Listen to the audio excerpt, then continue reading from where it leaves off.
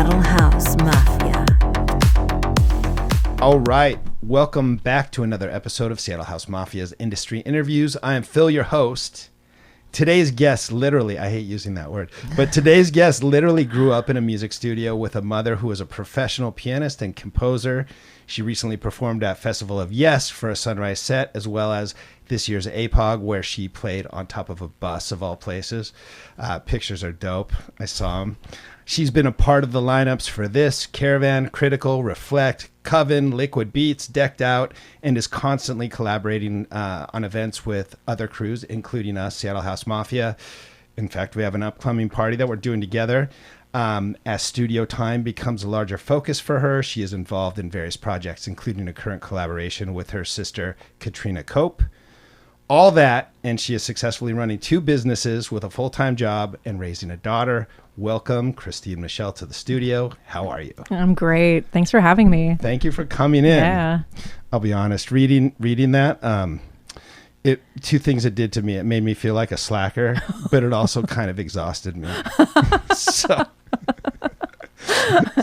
So there's that. There's that. That's valid. Yeah.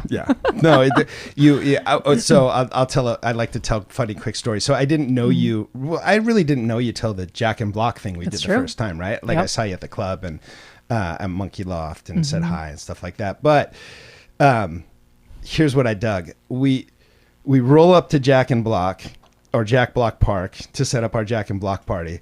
You have a generator, you have speakers, you have DJ gear, you have a fire extinguisher. I think you had Narcan. I think you had a hammock, and like I was just like, holy shit.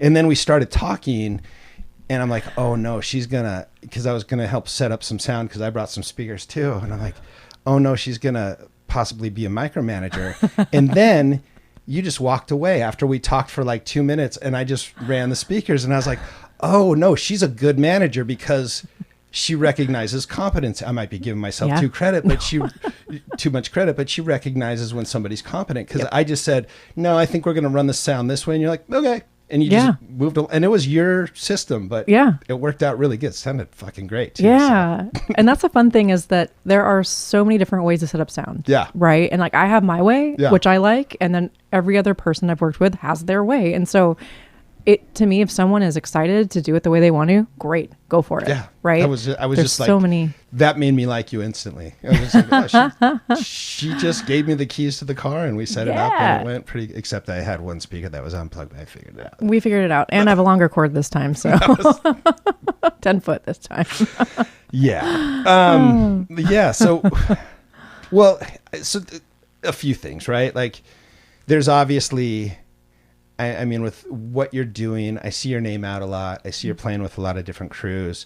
Is this drive, like, has this always been a thing for you, just in general? Yeah. Yeah. Yeah. So I've always, growing up, I was trying to figure out like how can I express what makes me most excited, right? And that's like the life goal, right? Is like how to do what you love.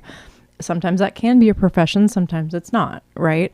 And maybe there's in different ways it's your profession. But for me, I love my profession, but I also need an outlet to like let go. Right. I can wear what I want, be, just act out how I want and share that space with people. And so trying to growing up, I always loved being at the party, but slowly it took me time to start analyzing and studying how other people did it to understand what the system was, right? Like even how to set up a festival or how to set up even a pop-up or how do the speakers run at a club. Like it's taken time to learn from other people, right? And trial and error in my own way.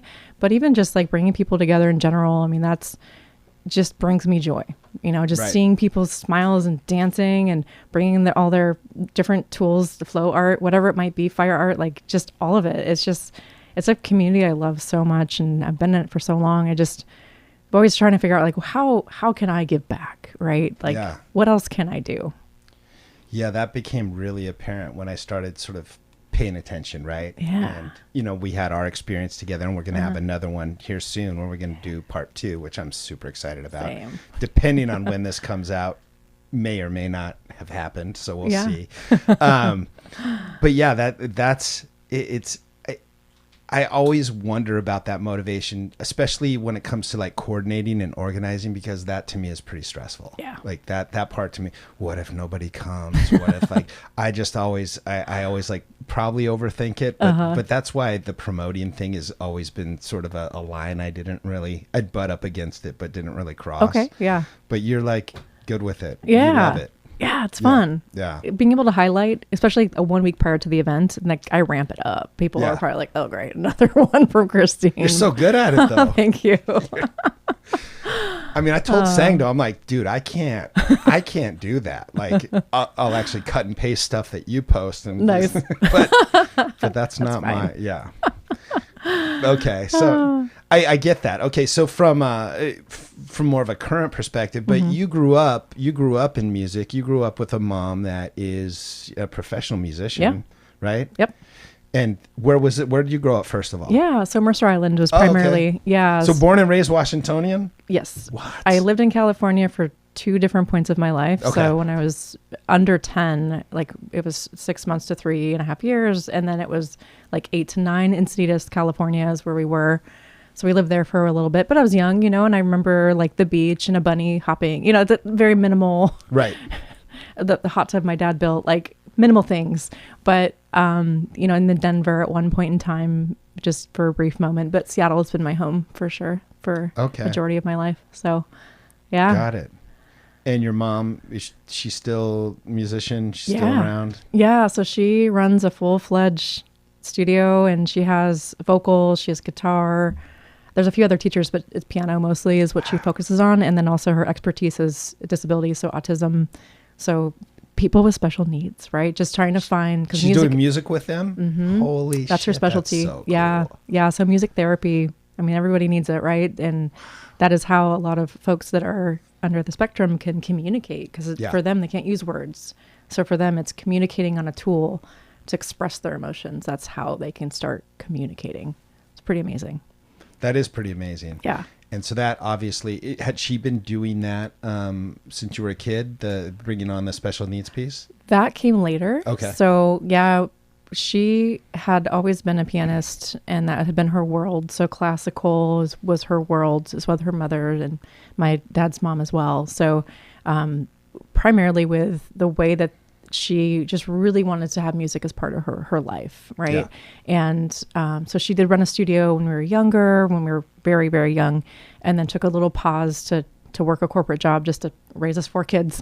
Sure. Four of you. Yeah, technically I have 5 siblings in 2 households. So yeah, so my 3 siblings that I grew up with primarily, yeah, she's a hardworking woman, that one. So yeah, she did everything she could to keep us going. So based on that, she ended up, she would have a studio downstairs, and we would get ourselves ready for school, and doing what we could to take care of the younger brothers. My sister and I did what we could to just keep the house running. But and she did too, of course. But the beautiful thing too is being exposed to the performances, right? She would do recitals with her kids. She'd also perform herself in a lot of different performances, and seeing what it took to do it, right? Practicing and getting up there, and then seeing her smile, right? That made me the most happy, of seeing her in her element. And it was inspiring. Yeah. Was it a different experience? Did you have almost 2 different moms? You had the stage mom, performing mom, versus the mom at home telling you to do the dishes? Oh, yeah. Really? Yeah. Yes. But she seemed happiest in her element when she was on stage. Yeah. Absolutely. Yeah. Is it your mom's name, like something you want to share, like for her music and stuff? Or is it something? Yeah, sure. Yeah. Give her some props, man. I want to hear her stuff. Right? Yeah. So Connie Weibel is her name. And so she goes by Connie Weibel Music. Her studio is called Musical Mind Studios. So in Mercer Island? Mm-hmm, yeah. Very cool. So she's amazing. She's really good at what she does. She's great with kids, great with adults. She teaches everyone from all ages, which is fantastic. She's even kind of teaching me again, because I'm a stubborn student. Is she really? Well, did you grow up like doing music theory, learning music, learning an instrument, or? Yeah. Okay. Yeah. So the funny thing is that growing up, I could not read music. For whatever reason, I couldn't do it. but I could memorize it. Oh, you could memorize the sound? Mm-hmm. Okay. And anticipate it, right? Which is great for DJing and dancing. Right. But so I was in choir and I had to memorize all of the pieces because I couldn't read the sheets. I could anticipate what I think the sheets would say, but I was never never had a solo. Right. But I did great. It was fun. It was still fun. But you were singing in choir. Yeah. Okay. Yeah. Got it. I was in choir. I was an alto. Alto. It's an alto. It's been so long. I'm not here to correct anybody. I love when it comes to that. But so that was really fun. I did that for a few years. And then I also played the viola. And so once again, another concept where I had to memorize the pieces because in orchestra. Refresh my memory what the viola is. It's like a violin, but bigger, but it's bigger and lower. Yeah. There's like a cello, a bass, a viola. Yeah. Okay, got it. Yeah. It's the middle child, right? Pretty much. It's the Jan Brady of the. Okay, got it. Yeah. I knew I was close. Yeah, okay. yeah. No, it was a beautiful instrument. I really did enjoy it, but at the same time, for some reason, I couldn't. It wasn't clicking, and I just thought, you know what? I need a pause. I think I need a pause and focus on choir, another aspect. And so I don't know what it was. Maybe because my mom was a piano teacher, I was being resilient. I'm not sure. Yeah. Rebel child, I have no idea. But whatever it was, I could memorize it. I could absorb it. I could feel it. I knew what was going to happen next, and I did it. And then I also, earlier in my years, I was in a handbell choir. Handbell. Got it. Have you seen a handbell choir? I think I've seen it, but maybe you can describe it just so I make sure I don't know. I'm not necessarily a handbell enthusiast, so okay. I'd love to hear a little bit about it. Happy to explain. So my mom was the conductor, and so it was just like 4 tables in a row with different chords with different notes of handbells. And so my sister and I were both in it together for about a year. And each performance, we would like dun dun dun dun dun. Okay. You do your piece. Yeah, yeah. And my mom would tell us when to go, and we were like in middle school or elementary or something. I can't even remember, but it's great. So, and what's your sister's name? Katrina Cope. Okay, Katrina. So, yes. Was it like when somebody's dad coaches their own son on the football team, and they're a little bit harder on them than they are their like? Katrina, Christine. Yeah. Come on, be examples, girls. Yeah. Oh, totally. Yeah. Oh, yeah. Absolutely. It's like, I expect more out of you. Yeah. Yeah, exactly. The expectation, the bar's a little bit elevated. Okay. Definitely. It sure is. Yeah. And that's okay. We did it, and it's still like a fun memory to think back that we were in handbell choir together, right? But now we're working on music together. That's so that's cool. Yeah. But and your mom didn't like withhold pizza from you from a bad handbell performance, no. Like when everybody in the handbell choir goes out to pizza after the gig. Right? Okay. She may have, but I could have blocked it out. Yeah. Like, I don't remember. But let's talk about your trauma. I know, right? Yeah. No, your mom sounds awesome. Hopefully this isn't coming across, and this is coming across as being like I'm joking around about this because I grew up doing athletics and stuff like that. But I understand that parent-child dynamic. I've seen many different flavors of that in the sports that I've done. So I was just wondering if it was similar with music. Oh, yeah. No, it definitely is because it's very structured, right? And very focused. But she tried to keep it light and airy for the most part. Sure. Like piano lessons with me, that was hard for her because I love to be out in the woods and like out in nature. Okay. And when I was young, I just wanted to like play in the tree house or at the tree fort or like go play with friends, you know, just I wanted to be a social butterfly. And she'd try to sit me down. Okay, Christine, let's focus on Mary Had a Little Lamb. Let's do it. You can do it. And I was like, okay, but I want to play, Mom. I took piano lessons, and I think I've said this before, so hopefully it's not too repetitive, but I really hated the music that I was playing. Like the music that the piano teacher was giving me I wanted to play rock. Like I remember going to the music store with my mom, and I found Stairway to Heaven sheet music, right? Oh my God. And like that's what I wanted to play. I didn't want to play the Caisson song or whatever the fuck it was. Like I was like, I wouldn't listen to this music. Why am I being forced to learn how to play it? Like this is not. And so I sort of dipped out of piano And it was really primarily because I probably could have had my mom search harder for a teacher or whatever, but it was just, I didn't like the music. Yeah, that's a big piece. Yeah. You have to love the music. You got to love them. I didn't. Yeah, no, it's hard. You're right. Even with choir too, I was like, why am I singing a Weem Away? Right. It's fine, but that's not what I want to sing. Right. Exactly. I'm not going to make a track and have that in there. Maybe. Yeah. Maybe I will. Who knows? So now, can you read music now? I mean, you're doing stuff in the studio, right? Yeah. Now I understand theory. Okay. And now I understand how to read it. Am I a professional music reader? No. But when it comes to basic theory and basic understanding and what I'm looking at, I'm way more confident than I was. Okay. And so was that something you continued outside of your mother's influence, like learning music theory? Yeah. So the funny thing is, so I was always very, like, when it comes to my musical ear, I feel like I've done a really good job paying attention and listening. So again, the memorization, I had to do that, hearing what chords go well together. Right. And listening, especially when someone, even a vocalist or a rock band, like, whoever is playing, listening and seeing how it feels, right? Knowing, but also I would say that actually looking at the documentation and understanding the actual theory. So logically the theory versus seeing it on paper, right? There's two different paths there. Right. You can hear it and know it and see it in a sense of, okay, well, that makes sense. I feel how that transition makes sense, or how they did that chord structure. That feels right? It's just, you can feel it. Right. But looking at it on paper is like a whole different part of your brain, right? Sure. And so, I would say that over the last couple of years is when I opened that door to actually read it and start getting it more and pushing myself to just memorize that, right? And was it self-study? Yeah. Okay. So my mother did provide books for me. So she's like, I know your style, Christine.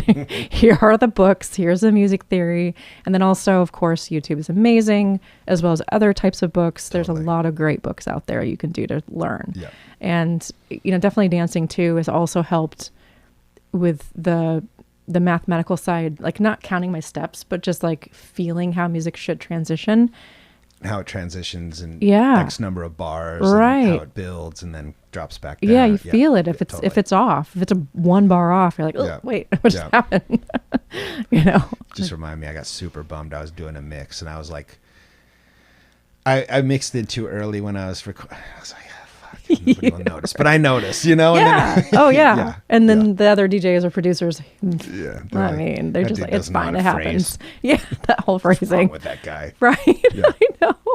But we're our hardest critics, right? We are. It's so true. It is. Gosh. So then what brought you, I mean, we talked a lot about your mom and your childhood and where this musical influence comes from. But where did electronic music enter the scene? Oh, yeah. It's a good story. So in 1993 is when I went to my first rave. Yeah. Yeah. Vinylized. Where at? It's in down. It was like under. Off Denny or. Yeah. Yeah. It was.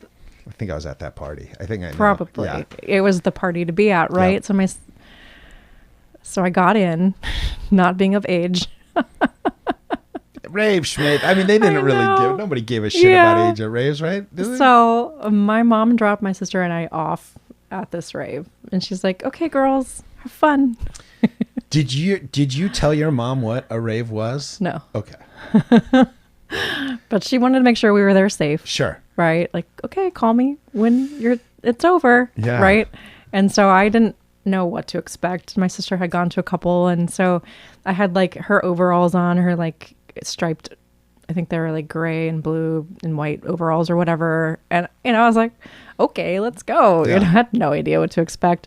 And I walked through the door and it was black lights and this bass. And I was like, what is this? Fog machines, yeah. Right? And I remember this one person had fairy wings on and she was passing out candy. I was like, what? This is magical. What is this about? And then we ended up getting a ride to a warehouse. We got in a van with people. It's fine. Don't worry about it. No windows, maybe. I don't know. This is like the after party after? Yeah. Okay. Yeah. To this other place, this warehouse. And I remember walking through the door. Once again, I don't know how I got in, but I did. So whatever. So I walk through the door and there's this couple that's wearing all white and with black light. They're just dancing in this secrecy. Like, it was just the most beautiful thing, the way that they were just communicating and dancing, but without, just knowing when to move forward and backwards. And it was the most beautiful thing I've ever seen. Like totally in sync. So in sync. Yeah. And I was like, I am home. What is this place? Yeah. Right. And so based on that, I was pretty young. So I took a little pause to be a kid for a little bit. How young? You don't have to be specific about the age, but I was under 13. Oh shit. Yeah. Okay. Yeah, you were pretty young for. Yeah. Yeah. Okay. Jumping right away. Wow. Finding that I was like, wow, this is a beautiful place. I wanted to know more. So I took a little pause until the mid to late 90s. So got back into it, and that's where I learned about break beats and trance and jungle later, but break beats was my main thing. Yeah. And progressive trance like that, heavy hardcore later. Like okay, so hold that thought for a second. Don't want to go too far here. How did you guys sell this rave to your mom? I don't remember. At 12, 13 years old. Like, how did your sister sell it to you? She's like, you want to go to a fun place that has great music? You want to go dancing? I said, yeah, let's go. I want to do that. That sounds really fun.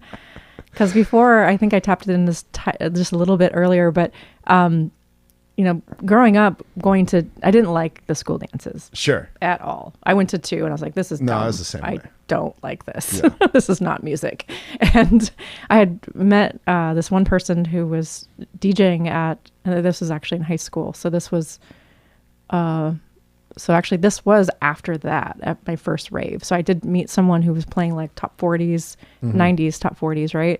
And the way he was transitioning and how he's holding the crowd was so fun. And I was thinking, wow, okay, so this is kind of part of my world, but it's not quite. It's cool, it's fun, but it's not. And it's really fun to dance to. And I was learning how to dance a little more, like, oh, how do I move my body? What do I do? And so once I moved back, so I ended up moving away from my mom and moving back to my mom's. That is when I started getting more ingrained into the world again. And I was going out like 2 or 3 times a week. And it was great. Wow. Yeah. That's so interesting. So, yeah. Your mom's name's Connie? Yeah. That was right? She's great. Connie, if you hear this, hopefully I didn't get your daughters in trouble. But you should have never let them go to a rave at 12 years old. Actually, maybe you should have. I don't know. I just know my experience, I think almost everybody who went to their first like real proper rave had that same moment where you're like, holy fuck, where have I been? And how do I come back to this? Yeah. And I don't want this to end. No. One of my first few raves where I heard this, it was Grooveyard. It was actually this song about, I have it on vinyl. Actually, I sound like an old guy. I have it on vinyl. Love it. This song, Grooveyard, and I saw these people like just crowding into this warehouse at NAF, and there was like a huge breakdance circle. Amazing. And these kids were fucking killing it. And it was Donald Glaude playing a breakbeat set or going in and out of breaks and techno. Yeah. And the place was just like super electric. Like, and I was like, I never want to leave. This I'll never be able to dance like that, but I never want to leave. This is crazy. Right? So yeah, it's fun to hear people's first like rave stories. And especially when rave is what sort of got you into electronic music, right? Yeah. So then you went, you did the rave thing for a number of years, it sounds like. Yep. And then when did you make that decision that you want to start DJing? Yeah. So it wasn't until 2000. Well, hold on. So 1990, oh gosh, what was that? 96 or 8 or 9, 99, 80, somewhere in there. I tried on vinyl first, and coming from a musical background and hearing wrong notes and cringing, I was trying to beat match, and it was horrible. And I was like, this hurts my brain and my ears. Yeah. I'm not ready for that yet. And I definitely appreciated and honored the technique and those that could do it, but I was like, wow, this hurts too much. It's painful. Yeah. So I had to I was like, not ready. I want to dance. I just want to keep dancing. Yeah. Yeah, vinyl's a funny animal too, right? Like, yeah. Yeah. So you tried to mix, but just because there's a physicality to it, there's a coordination, Yeah. there's a craft to it, but then you're right, like it's very hard to key mix and beat match and keep things tight unless you're super like obsessively organized. I still will argue to this day that nobody really mixes in key with vinyl if they're playing a vinyl set. I don't think it's possible. It's so hard. Yeah. I'm sure there's some records that are all in C at 123 beats per minute, but like that's a hunt that I'm not willing to take on. And they're not labeled. No. So Right. Good luck. Good luck. I'd love to. I'm opening this to everyone. I'd love to talk to somebody who's like 100% mixing in key on vinyl and keeping their mixes tight. Yeah. I want to learn from them. Can I do a mentor session? Yeah, totally. Let's sit down. So I guess I understand that though. Like when you're hearing rules being broken, and it's breaking your brain. It's breaking it. Yeah. Yeah. I was like, no, I'd rather dance because I can control that. Yeah. I can just let loose. Yeah. And so it wasn't until 2021 actually was my next. I had talked to friends about DJing, and I think I asked. I asked Fouad. I was like, do you have to know music theory, or like, do you have to read music? There it is. Do you have to know how to read music to DJ? He's like, no, you don't, Christine. Just go do it. Yeah. I appreciate that because it was kind of holding me back of like, I hadn't bridged that gap yet of really learning how to read music. And I was afraid that was going to stop me. Right. I see. And so then I realized, okay, so that's not part of the factor here. Okay, fine. So then I did, one of my friends let me play on his equipment, and I wasn't quite beat matching yet on that. It was just this 2021. It's just like kind of just to hear what the knobs did, right? Like nobody showed me what to do. I just was doing stuff, right? And then it wasn't until 2022 that my prior partner at the time he's like, do you want a DJ lesson? And he just said, okay, here's the decks. I just said, show me what they do. Don't show me how to do it. Right. Just show me what they do. And then go away. And and so he showed me what they did, and I was like, okay. And then I started like definitely reading the waveforms because I didn't use sync, but I was trying to like count it out and then let it go. And I was playing with all the different kinds of filtering and everything, and all the EQs, and I was beat matching because I was just reading the waveform and listening at the same, I was listening and reading it. Right. So if they're analyzed correctly, right? Yeah. It helps a lot. Totally. So, and these were CDJ 2000s. And so it just definitely made me feel good. Like, okay, well now there's more technology I can rely on, but I won't use sync, right? I was like, I have to learn this. And there's nothing wrong with using sync. It's just, I was very determined not to use it. I needed to learn, right? Yeah. For me. And even my first performance, like, no, don't use that sync button. So first performance was my own party. It was before it was Liquid Beats. It was christinemichelle. It's just, that's what it was called. Right. 2022. It was like a month after I learned. I had an open slot left. I was trying to book people, and I was like, well, I still have this opening to close the party. So I was like, well, I might as well close it out, I guess. Nice. That was my first part. How'd it go? Good. Your set went good? Great. It was a back-to-back. Yeah. So my first was a back-to-back with my prior partner, actually. Nice. And then I played a festival not that long after that, and it just kept going. So very cool. Yeah. Well, yeah, and there is something to be said about the technology now. Like, okay, so I'll say a few things. Like, I learned on vinyl. I still prefer to play vinyl, not because I think it's super cool. I just love the physicality of it. I always have. Yeah. But you're right. The technology has enabled this hyper speed to be able to get from 0 to like 100 very quickly. And some people hate that. And I'm like, no, man, this is like, it is what it is. Like, embrace it or shut up. Sure. You know, that's what it has to happen. So it's cool to hear somebody's journey was so, like, your journey started long ago, but the actual tactile DJing accelerated relatively quickly. Right. Yeah. And I still try not to look at the BPM, and I try not to look at the waveform. Like, that's where I'm pushing myself too. Like, don't rely on any crutches. And that's where learning on vinyl now, finally, after a long time. Yeah. Now I am, because I want to have that skill and know, like, that I can.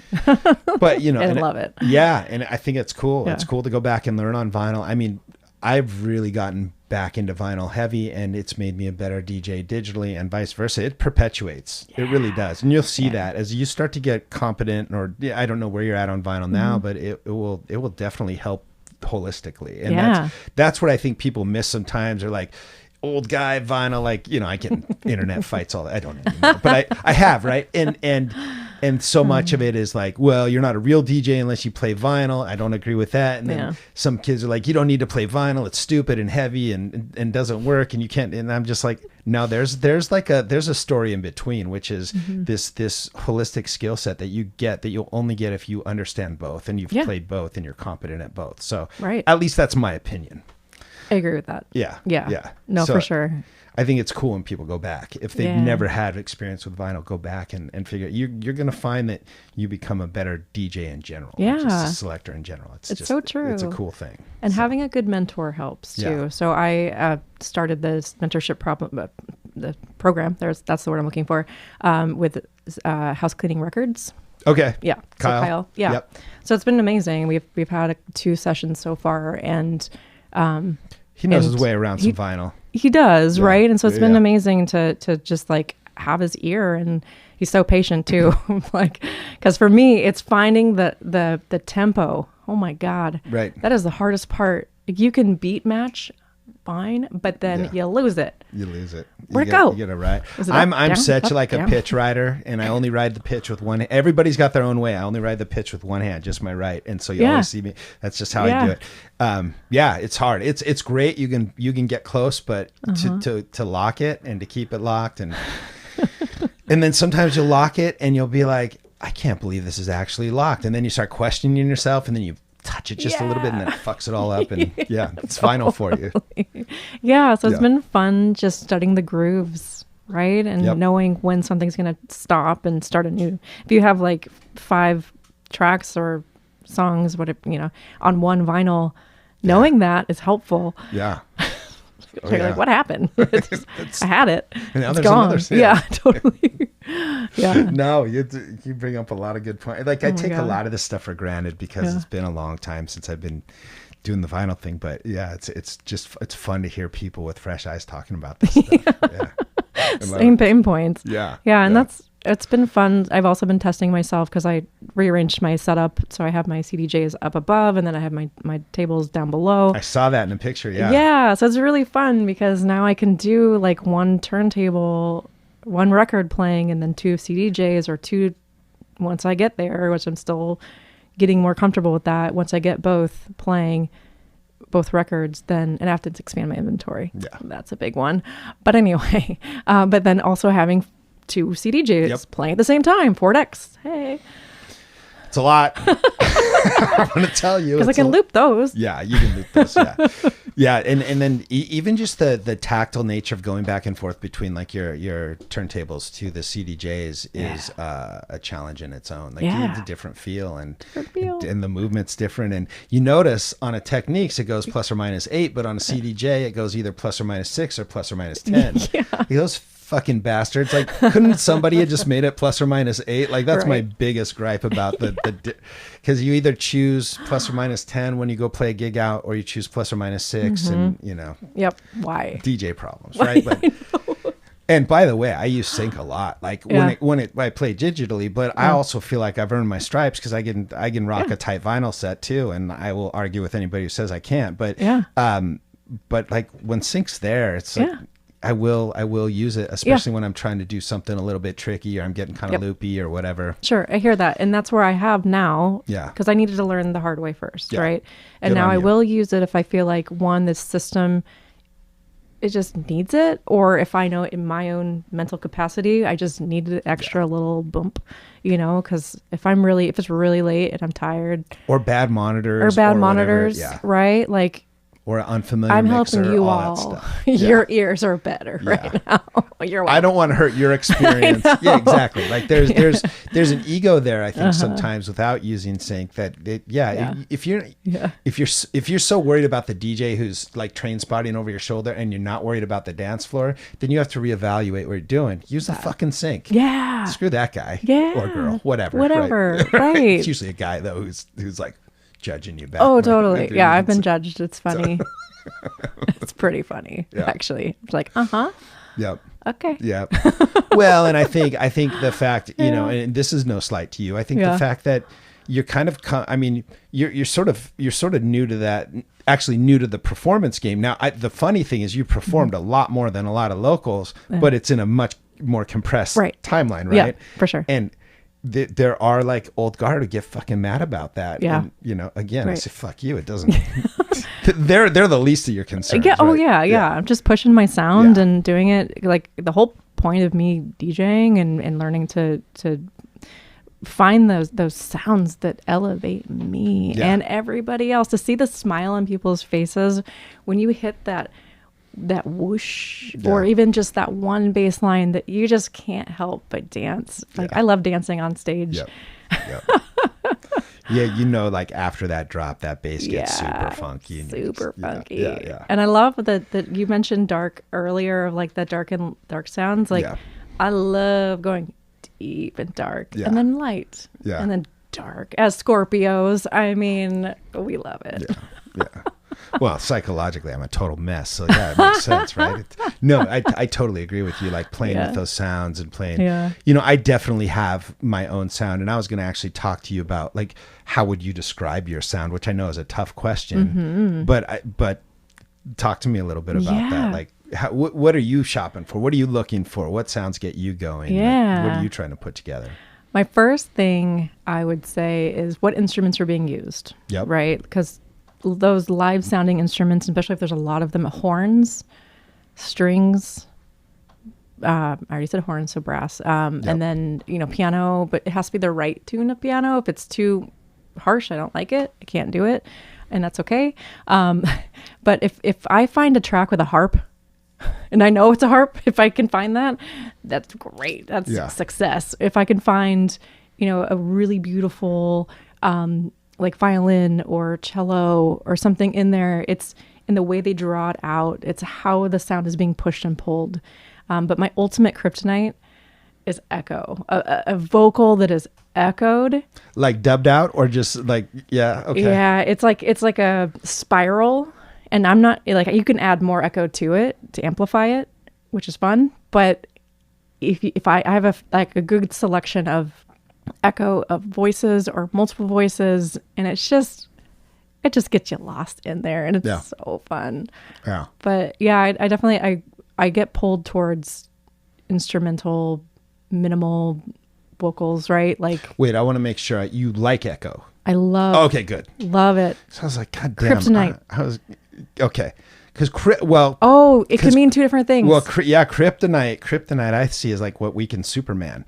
So it makes me like I'm caught. Got it. I'm no, like, that's a good way. I like that. Okay, thank you for clarifying. I can't move. It's so good. I was actually getting kind of bummed thinking about what I was going to play on Sunday, because I love echo too. Like I love echoed out vocals. I love like dubby little not full but sort of stabby vocals that is the best. Now I was going to say my kryptonite, which is like, which drives me fucking crazy. Okay. I hate smooth sax, and I hate accordion in especially in house music. That's valid. I don't like accordion either. It's the worst. And I say that about smooth sax, but I just found this producer. It starts AY. I cannot remember his name. Io or is it AYANA? No. Oh, nope. It's close, but I just fell in love with this one track that of course has a smooth sax breakdown. But we're always learning, right? That's the thing. Like you can do these hard and fast rules, and then every once in a while somebody will come out and blow your head off with something cool. So and then you can always like lower that sound and put something else. No, he kills it on. I don't need to do anything to it. Good. It's just like such a good track. So maybe the smooth sax thing. Maybe I'm getting old. Maybe I'm going into my Kenny G era. I don't know. No, it's I feel like if I'm looking for music and I'm digging deep and I have to stop and I feel the smile happening, like I know it's the one that I need to add to my collection. And I like impactful music. Maybe that's impactful sounds. Maybe that's another way of describing. It's it's like you feel it. Yeah. No, that makes sense. I think we all have a certain version of that. Yeah. Right? Like, yeah. Yeah. Yeah, totally. Well, so I wanted to ask you the other thing I was kind of fascinated to learn, because you have played so many things in this sort of so many different kinds of events. I know you play a lot of sort of regional festivals too, which I haven't done much of. Regional festivals, you've played clubs, you've done like pop-ups and one-offs. Do you have a favorite, or is there like favorite aspects of each? Yeah, favorite aspects, actually each of them. Yeah. They all have their a different energy that I'm applying to them. Yeah. Maybe I could say it that way. So when it comes to clubs, the energy is higher, right? It's let's go, let's be funny, let's be funky, let's get weird, but in a way of like, how do we, play with the sounds and have fun? I mean, if I'm opening, I'm going to bring you on a slower journey just because I'm opening, I'm setting the stage. But if I'm like second or third or fourth or closing, of course, as we know, how the tier of how the night goes, what I'm going to bring, so when I played my Viva set recently, I think I was two in line. Is that right? Two? Yes, two. And it was Remarkable. That was that night when Viva brought in Remarkable, and I was like, I gotta get up there, right? Because Julie was coming on next, and I was just like, all right, let's go, let's have fun. And it was all my favorite house tracks, so housey, so fun. Yeah. And even like Viva had me close last year and for one of their shows, and so it was a whole different, right? Like I wanted to keep people dancing, but I had to play some of those really beautiful breakdowns. So I did give them a little bit more breakdowns just because there was two stages. So it was, Ian Pooley was on the deck. And so I was like, here's a little contrast for you. But nice. Yeah. Yeah. Ian Pooley is one of my all-time favorite producers. Funny enough. Yeah. Yeah. Interesting. Right. Yeah. I missed that show. I was traveling, but I'm glad you got to play that. That's really cool. Yeah. It was fun to close the night out. Yeah. It was fun. That's kind of a cool honor for sure. Yeah. Right. Yeah. So. Well, I guess, thinking about that, I think the thing that I'd like to know too. I mean, you are, again, you're playing all these sort of different genres of events. Like what is the key? How are you getting in on that stuff? Like, do you and just words of wisdom, honestly, like this is maybe only for me and maybe for other people who are listening, but I know when I see a DJ's name that keeps coming up with different crews, different parties, like they're doing something right. And it's not just pandering, and there's like a lot of work and hustle behind it, right? Oh yeah. But I would love to hear like your sort of boiled down version of how you're doing it. Yeah. There's three different ways I do it. So if it's a crew I know, I'm promoting them, I'm supporting them, I'm showing up to their stuff, right? Even new crews too, but like I'm putting a lot into them to see how they operate and how they shine, and I want to make them shine, right? I want to show them that I support them and I care about them and I want to lift them up too. And so, and I'll think about booking certain people if I'm throwing an event, right? I think about them too, because it's like, hey, it's a community where we scratch each other's back, right? And but I feel like that's even one label we could use, but also we're trying to raise everybody up together, right? We want everybody to shine, kind of like I was saying a second ago. So scratch back is one term, but really like getting them exposure and showing them that you are passionate about their project, that helps a lot. Yeah. The other component too is if it's a new crew, or it could still be a crew but sending us a set that you've done recently and just saying, hey, I'd really like to be considered for one of your shows eventually, and just reaching out and saying, hey, here I am, here's my SoundCloud. Like I sent a whole bunch out to San Francisco, LA, San Diego, like let's go. Like who else can I talk to? Just put my sound out there, and if a bite happens, a bite happens. But I do firmly believe in it's business, right? Like it is a community, but it's also business, and in expanding your brand and having your SoundCloud or Mixing Cloud or whatever people use, like it helps because it's your portfolio. But also like if you're into social media or not, but like whatever, or a website, YouTube, like whatever it is, it's you're polishing your brand, right? Yep. And being very apparent as to like who you are and what you've done. But I think yes, knowing people helps. So meeting people, being okay to be assertive. That's the other third part. Yeah. Being assertive and saying, hi, how are you? This is me. And getting to know the person. It's not just business, like having a personal connection with someone beyond just, will you book me? Because that doesn't work. You need to build something with that person. Right. Yeah. It can work sometimes, but I don't think it has legs. Right. No. And I think that, there's a lot of entitlement, and expectation. I spend hours in the bedroom. I've been digging for music for a year and a half, and nobody will book me. Are you going to the shows, man? Like, are you shaking hands with people? Are you talking to people? Are you offering something to the community beyond, Yeah. Yeah. It's huge.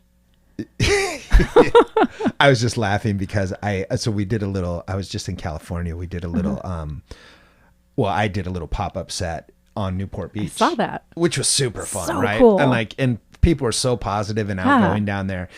And this kid walks up and he's taking pictures, and I'm like, cool, he seems like he's into it. And he goes, hey man, so I just texted a bunch of girls, and so I'm gonna drop a few. Cool. And I'm like, what? No, man. Like, what are you talking about? I was nice to him, but like this like, I'm bringing girls down, therefore I'm gonna come DJ on your shit that you set up and this whole thing. And I was just to get cred. Just to get cred. Yeah, it was really interesting. But like I was like shocked, but also it was a lesson, and there's some lesson in there, but it was just like really wild, like the level of entitlement, and his bargaining chips were the girls that he was going to bring down. Like, that's not doing anything. It's already helping me out, man.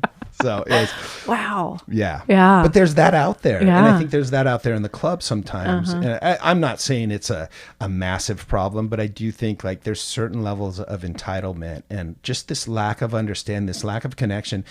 And I have this theory, we talk about like neurodivergent people, but I have this theory sometimes that a lot of artistic people are a bit neurodivergent or somewhere, somehow. And they either are really uncomfortable socially or just don't understand the connection between being social and sort of sharing, like going out and supporting and being positive and not expecting anything back. Like, it's hard. It's Yeah. And that's where building their online portfolio, right? Their profile. That's your resume. Yeah. That is, if you don't want to be social and you don't want to go to events, that's totally fine. Yeah. Just knowing that what you're sending to people, because it will take a different approach, and that's okay. Paying attention to submissions too for festivals. It's really hard to track. Yeah. So knowing when festivals have opened the door to submit, right. like, get on it. You just SoundCloud or mixing whatever system people use. Again, YouTube, Twitch, whatever your resume is, like, send the links. Yeah. What's relevant? Do you find that once you sort of get in at a festival one year, it's they look to you as sort of first year the next year, or is it just like starting from scratch again? For me, it's scratch because I'm newer on the DJ side. For those that are they've been in it longer, it's different, right? They just know that they're going to bring it, and that's great because they've earned it, right? Badge of honor, you've earned it. Yep. You did it. It's amazing. It's awesome. They bring the crowd. They bring the sound. They did the work, right? So I'd say for me, I still do have to put the additional work into, and that's okay. And I just know that that's part of the deal, and that's fine. Yeah. Speaking of work, are there like a couple projects happening for you right now that you're super excited about? Yeah. Tell me. Well, you did touch on our collaboration coming up on Sunday. Join. Yeah. Whenever this airs. It's going to be September 15th. So if this airs before that, great. And if not, don't show up later and then be mad at us because we're not there. So September 15th. September 15th from 2 to 8. So we'll have 2 stages. Yep. Super stoked. Great lineup. It's going to be fun. It's going to be fun. But yeah, I would say that another really exciting thing is, so Liquid Beats, this was technically the second year of doing that park series. I'm expanding that now to what's called brewery beats. Gotcha. So finding brewers around and other locations and just, it's for fall, winter. Right. And there may be some other pop-ups too that are still trying to focus on the daytime aspect.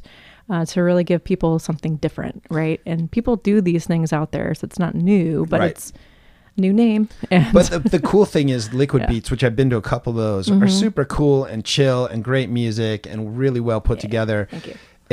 But they're limited to sort of if you're not from Seattle, like the summer months, we get like 2.5 good months of weather, right? Like, so it's got a limited lifespan. I like the idea that you're going and finding different venues, different angles. That's very cool. Yeah. And I'm expanding. So it will be the first Monkey Loft debut on the 28th of September. So Uniting Souls invited Elevated Frequencies to take the green room. So first club. The green room's fucking cool, by the way. So excited. Yeah. So we're going to have Omega and myself on. So they were just looking for the 2 DJs to represent, and super excited. So Omega is Megasaurus. This is her other DJ name. I played with her. We did a drum and bass thing. Nice. A while back. Yeah, she's cool. So she's cool. Great. Yeah. So excited for that. Nice. So yeah, and of course, just always looking for other ways to bring people in for playing a cool venue. So I have a long list of people that have asked, and so it's just finding the right spot for everybody, and building the team too. So this year has been a big expansion of building the team, which has been amazing as well for Elevated Frequencies. So it's sound, it's lights, flyers, promo, photography. It's been fun. So you have a crew of people that kind of fall under the umbrella of Elevated Frequencies. Yeah. Got it. So it started with me, actually. So Britt Jean has been a big part of that too. She's amazing human. So we talked about it, and she's like, I want to help because it's a lot of work, and totally, you're doing it yourself for the most part. Like, cause I was loading in, setting up, loading out. Oh, I know. Myself. I saw you pack your poor little car with all that gear, oh my right? God, Like, I know. Yeah. Yeah. So it was amazing to expand that and have people, because people are passionate about helping, right? Yeah. And being there and being part of the team. And so, and working on residencies and things like that too. So that will be disclosed at some point this year, but nice. Yeah. And then studio stuff. I know you're doing some collabs with your sister, and it sounds like even a little bit of work with your mom. Yeah. Like, are you looking to release tracks, actually get tracks out to labels, shop labels, stuff like that? Oh yeah. Yeah. Nice. Yes. Well, or you're gonna at some point. I'm sure there'll be an Elevated Frequencies label if there's not already, right? Yeah, sure there will be. I already know what it's going to be called if it's not already taken. So definitely, when I'm ready to develop that. Yeah. I already know what the slip mats are going to look like. I mean, I wasn't trying to make assumptions, but just knowing what I know about you, there's a label in the works somewhere, right? Totally. Like, again, right. Oh my God, she's got a label. No, I know it's coming, right? It's coming. So, So definitely wanting to really focus on producing and releasing. Sweet. Right. So I have 3 that I'm working on right now, of my own, no collaborations on these ones. Right. But yeah, there's also, I know Uniting Souls has a remix contest, so I'm working on that too. So, just having fun. Working with some friends. I have a few friends that we get together and we work on some stuff. So very cool. I have a couple that there's a different contest for, oh gosh, really? Oh, Latrell. There we go. So Latrell is putting out a contest right now. So gonna go for it and see what happens with a friend. So we'll see. Who knows? Yeah, you do this. I'm not trying to put you in a box here, but you do this. It seems like you have a really good balance of genuine self-promotion, but also this willingness to promote other people, and just this like fucking work ethic behind it that is why you're having the success that you're having, is my guess, right? Yeah. Because what I kind of thought that, but until I really talked to you, I wasn't sure, but I'm sure now. Like it makes sense, right? Yeah. It's really fun to watch that journey happen, and it's like happening in real time. Yeah, thank you. Which is super cool. Yeah, and it's just like a band or an orchestra. Like it's not one person that does it. Like you really do need to work together, and yes, one person can make it big. That's not my goal, but like I just want to make sounds and with people, right? Yeah. And bring people together. Totally. If whatever happens, but like the intention is to to just keep working on fun projects, and whatever comes of it, great. But what the other component of that is like, there are so many amazing minds out there, right? Talented people, and to be able to pick their brain and work together, like find that one violin or what that one viola or whatever instrument it is, or that like horn that somebody's really wanted to use, and just like try to make a track out of it. It's just, it's fun. It's fun to see the smiles and be part of that, right? Be goofy, find a squeaky horn, like, right. I don't know, whatever. Totally. That one vocal that's been stuck in your head forever, like put that on a track. And echo it out. Exactly. Right. I'm with you. Yeah. And that's where mentoring too, like just with even my daytime profession too, mentoring people has been really fun. And so having that transpire into the music side too has been very, very enriching, of just like teaching people that wanted to learn how to DJ and just not having the equipment or just having the space to do it, just like, hey, come over. Right. Yeah. Yeah. I think one other thing I see a lot of times, especially with newer folks, is they don't want to be a hindrance, right? They don't want to put you out, and I have a lot of that myself, right? And so, but what I'm hearing is like, just got to ask. You're willing to go out and ask, but you're also open to people asking you for that help. And I'm the same way. Like it's pretty cool to be like approached and have somebody say, like I've done a few little vinyl mentoring sessions here, which is super fun for me. I like the music. I like opening it up to people if I can, know? And so I think that's a really cool practice. And maybe that only comes with age and experience and wisdom, but I definitely am less worried about burdening people, and I'm definitely less worried about being burdened. Like I'm very protective of my time, but I'm also way more open, Right there. Yeah. It's balance. Yeah.